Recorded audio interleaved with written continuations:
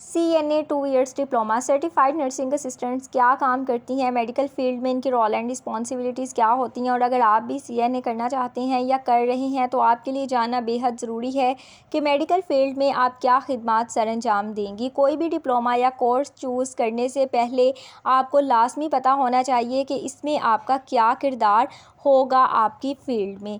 तो आज की वीडियो इस हवाले से बहुत ज़्यादा अहम होने वाली है, CNA की role and responsibility, scope and demand पर। So welcome to my channel students informative conservation. And अगर आप मेरे चैनल पर फर्स्ट टाइम आए हैं तो आप मेरे चैनल को सब्सक्राइब लाजमी कर दीजिएगा ताकि मेरे चैनल पर आने वाली लेटेस्ट अपडेट्स आप तक पहुँच सकें। So let's start the video and discuss in detail.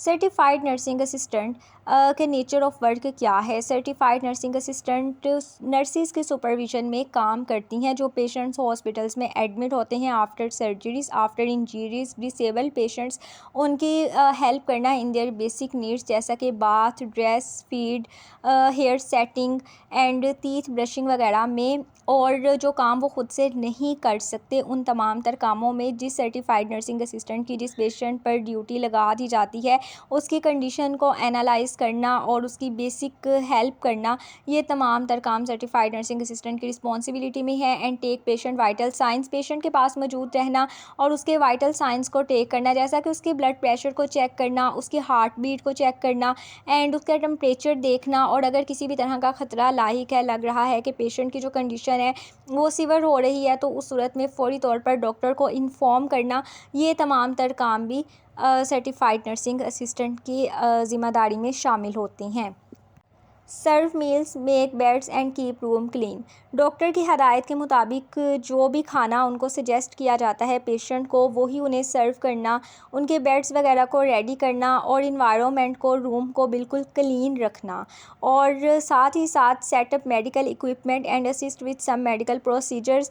Medical equipments जो कि पेशेंट के ट्रीटमेंट के दौरान इस्तेमाल हो रहे होते हैं लेकिन अब उनको लगता है सर्टिफाइड नर्सिंग असिस्टेंट को कि इनकी अब ज़रूरत नहीं है, तो उन्हें अनदर रूम में शिफ्ट करवाना, और साथ ही साथ जिन इक्विपमेंट्स की उन्हें लगता है कि यहाँ पर नीड ज़्यादा है, इस पेशेंट में कभी भी ये चीज़ें अपीयर हो सकती हैं, इन चीज़ों के सिम्टम्स, तो उन इक्विपमेंट्स को भी अपने रूम में शिफ्ट करवाना। And answer calls for help and observe change in patient condition और बिहेवियर।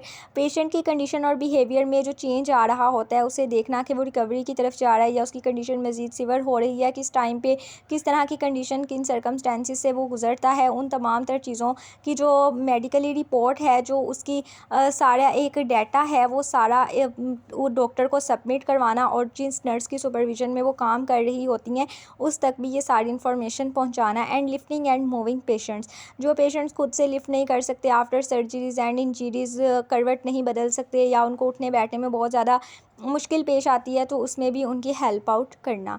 यहाँ पर जो सर्टिफाइड नर्सिंग असिस्टेंट है इनका जो स्कोप है वो किन जगहों पर है और किस तरह से इनकी डिमांड है।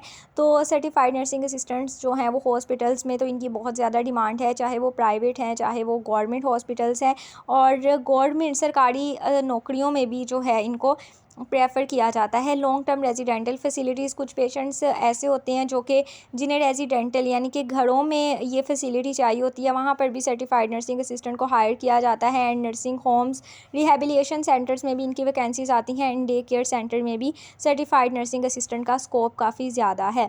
अगर हम इसकी बात करें इसकी डिमांड की, तो globally across all over the world certified nursing assistant की बहुत ज़्यादा डिमांड है, और बैरून ममालिक में तो इसकी डिमांड कुछ ज़्यादा ही बढ़ती जा रही है। जैसे जैसे नर्सिस की डिमांड बढ़ रही है इसी तरह से सर्टिफाइड नर्सिंग असिस्टेंट की डिमांड भी बढ़ रही है with the passage of time.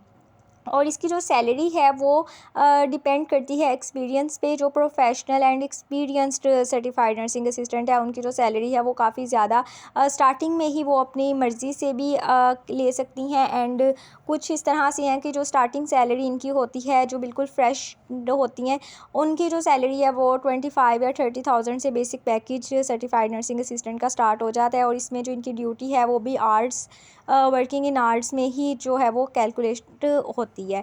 इनका eligibility criteria minimum matric with arts है। पाकिस्तान में मैट्रिक अगर आपने आर्ट्स में किया है या साइंस में किया हुआ है तो आप इसमें अप्लाई कर सकते हैं, और ये बहुत ज़बरदस्त अपॉर्चुनिटी है आर्ट्स वाले स्टूडेंट्स के लिए। जिन्होंने मैट्रिक आर्ट्स में किया, मेडिकल फील्ड में जाने का शौक़ था, तो वो इस अपॉर्चुनिटी को ना मिस करें।